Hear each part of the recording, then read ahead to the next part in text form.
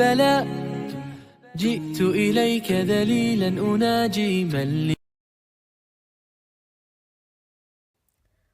முஸ்லிமான நம்ம எல்லோருமே அல்லாஹ் ஏன் தன்னை வெளிப்படுத்தி கொள்வதில்லை அப்படிங்கிறத என்னைக்காச்சும் யோசிச்சிருக்கோமா? அல்லது அப்படி அவன் தன்னை வெளிப்படுத்திக்கிட்டான் அப்படின்னா நமக்கு என்ன நடக்கும் அப்படிங்கிறத நினைச்சு பார்த்துருக்கோமா? இதை குறித்த ஒரு நிகழ்வு, நபி மூசா அலைஹி வஸல்லம் அவங்க அல்லாஹ்வை நேரடியா பார்க்கணும்னு விருப்பப்பட்டு தூர்மலைக்கு சென்றாங்க.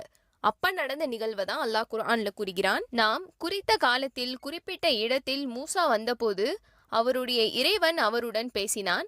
அப்போது மூசா, என் இறைவனே, நான் உன்னை பார்க்க வேண்டும், எனக்கு உன்னை காண்பிப்பாயாக என்று வேண்டினார். அதற்கு அவன், மூசாவே, நீர் என்னை ஒரு காலும் பார்க்க முடியாது. எனினும் நீர் இந்த மலையை பார்த்து கொண்டிரும். அது தன் இடத்தில் நிலைத்திருந்தால் அப்போது நீர் என்னை பார்ப்பீர் என்று கூறினான். ஆகவே அவருடைய இறைவன் அம்மலை மீது தன்னுடைய பேரொளியை தோற்றுவித்த போது அவன் அம்மலையை நொறுக்கி தூளாக தள்ளிவிட்டான். அப்போது மூசா மூர்ச்சையாக கீழே விழுந்து விட்டார். அவர் தெளிவடைந்ததும், இறைவா, நீ மிக பரிசுத்தமானவன், நான் உன்னிடம் பாவ மன்னிப்பு கோருகிறேன், ஈமான் கொண்டவர்களில் நான் முதன்மையானவனாக இருக்கிறேன் என்று கூறினார். இந்த நிகழ்வின் மூலமாக நம்ம தெரிஞ்சுக்க வேண்டிய விஷயம், இறைவனுடைய ஒளி பட்டதற்கே அந்த மலையானது தூள் தூளாக நொறுங்கிருச்சு. அந்த ஒளியை கூட பார்க்க முடியாத சாதாரண மனுஷங்க தான் நாம அப்படிங்கிறத நம்ம புரிஞ்சுக்கணும்.